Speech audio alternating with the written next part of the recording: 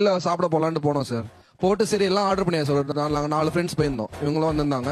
Order பண்ணி சாப்பிட்டுட்டு பில்ல பார்த்தா 12,000 சார். 12,000 கூட்டிட்டு போற ஹோட்டலுக்கு ஏத்த மாதிரி தானே சார் பில் வரும்.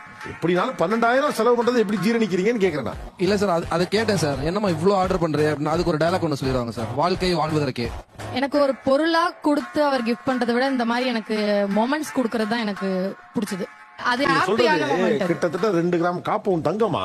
எனக்கு அந்த கோல்டு தராத ஹாப்பினஸ் எனக்கு ஃபுட் கொடுக்குது. அந்த பிரேஸ்லெட் தம்பி அவங்களுக்கு கோல்டு எல்லாம் எந்த மகிழ்ச்சியும் தரல. நீங்க என்ன பண்ணுங்க, ஹைதராபாத்ல இருந்து புதுசா ஒரு டிஷ் போட்டுருக்காங்க.